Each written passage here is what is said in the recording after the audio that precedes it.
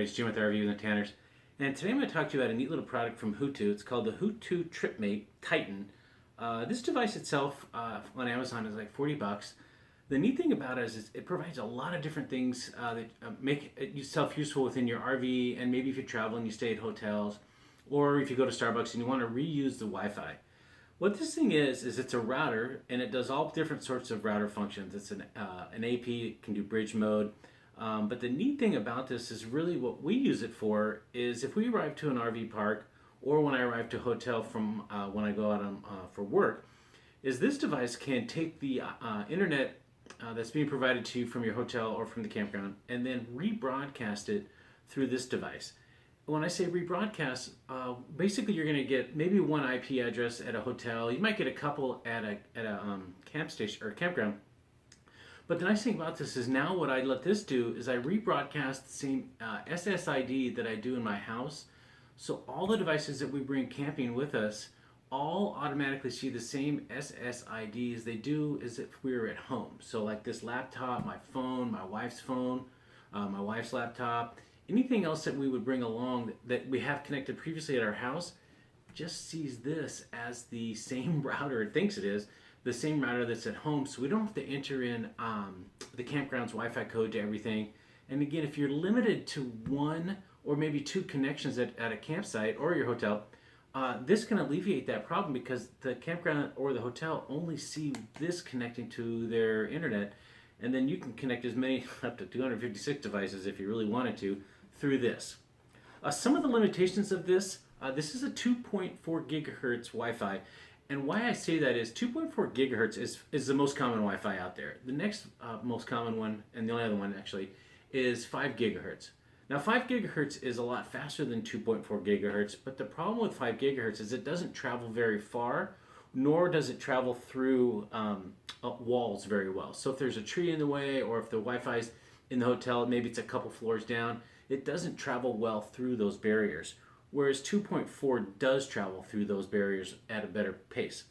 Again, it's a little bit slower, and more people are aware of 2.4, and on all basically the Wi-Fi devices out there today support 2.4, and some do 5. So there's going to be a lot of people on 2.4. I don't mind that as much as with the 5 because I have devices that do 5, like my phone and stuff. And the problem is a lot of the campgrounds that we go to, and maybe even some of the hotels that I visit for work, don't do 5 yet. Even though it's been out for years, it's just more expensive for them to redeploy that in their infrastructure, so maybe you only have 2.4. And this goes through 802.11.n, so that's one of the fastest versions of 2.4. So you will get good bandwidth and good throughput through this, but I just want to kind of give you the heads up that it does not support the 5 gigahertz. All right, so what is it really? So there's multiple things that it does, and one of them, right off the bat, is it's a battery. So if you open this up, there's a USB port here, so I can just plug in my phone and I can charge it off of this, and it will charge my phone probably 20-30 times. I think it's a 10,400 milliamp battery. That's a big battery, so of course it will charge your phones, of course it will charge your tablets, even those higher end tablets that require more amperage. So that's what you plug in to power your devices. And then you would charge this device with the USB port here on the side. So like I said earlier, if I go to a hotel, a lot of times hotels still have a wired connection in the room. So I can take that wired connection, plug it in here, and then this again starts to rebroadcast my SSID in my hotel room. So again, all my devices that have been previously connected to my home's Wi-Fi will now connect through this. So that's really a nice advantage of being able to use this device and then repurpose that. So again, it's also the router. We'll walk through in a minute the configuration, but I also want to talk about one more thing that it does. So I have my USB key here, and I've got some media files on here, a movie file on here, and then some music. And what you can do with this is if I plug this device into here, it also can act as a music player rebroadcast device for all your devices that are on your network. So later on we'll show you how my laptop can connect to it, and then my phone will connect to it.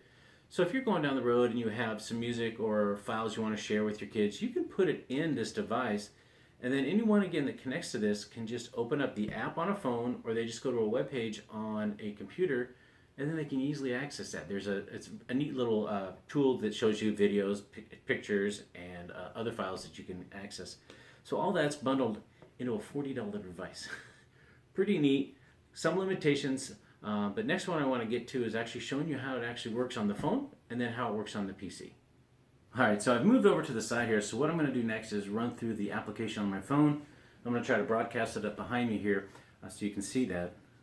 So what I'm going to do is I'm going to take my USB drive and then I'm going to plug it in here. So we're going to start to share the content that's on the device.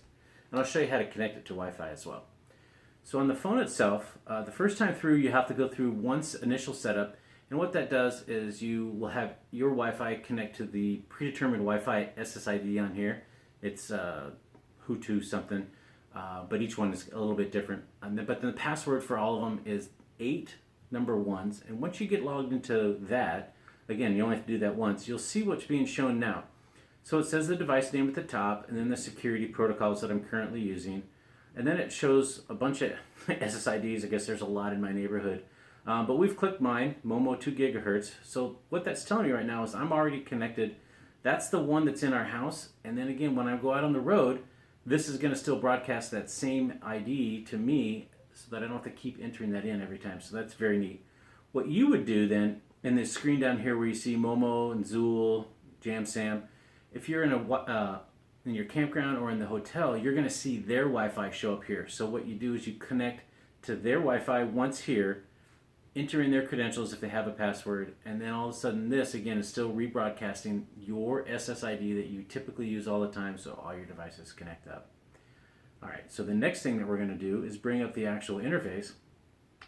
So moving over to file folder, so if I want to look at what's on this USB drive now, I want to click, see how it's highlighted in blue at the bottom? So it says TripMate. If I click over to the right where it says local device, that would be the phone itself. So if I have a TripMate selected, now you see it says USB disk volume 1. I click on that, and now I have a folder with music. So I have a couple of musics in here here's some Jimmy Buffett. So that's starting to play off of this device now, streaming wirelessly to it. Going back.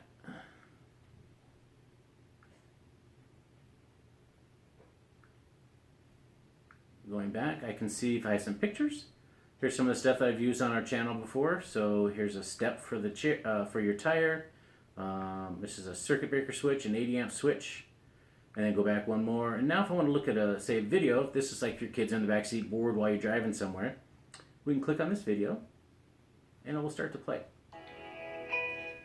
So this is from a rally from one of the places we went with our bighorn. You can see that I've got the drone flying here, and now it's going to zoom into our, pretty loud here, sorry. So that's our truck and our trailer, but just as an example of being able to see a video. I'll back out.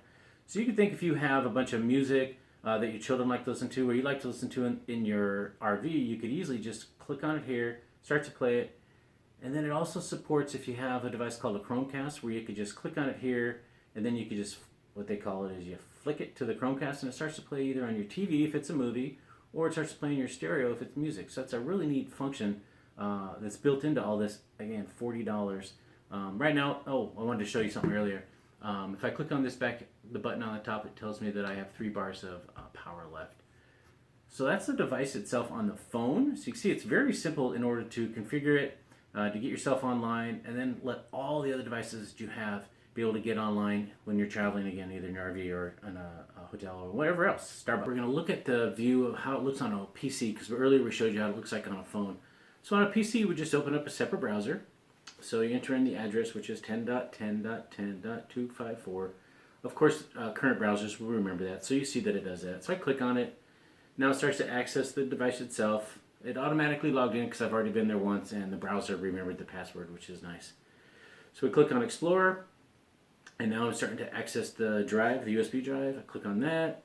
Let's take a look at a couple of pictures. So I open up a picture. It's the same circuit breaker that we showed you earlier. I go back, then I click back again, and then we open up maybe a video file. Now earlier when I showed you the video playing back up here in the corner from the phone, it looked like it wasn't, the aspect ratio wasn't right. While it was playing back perfectly on the phone, the recording software on the phone didn't invert that, so it didn't look really well up there. but rest assured that it does play back perfectly on the phone. So now we're going to show what it looks like on the PC, and you'll see that it's wirelessly accessing that. It's the same video that was playing earlier.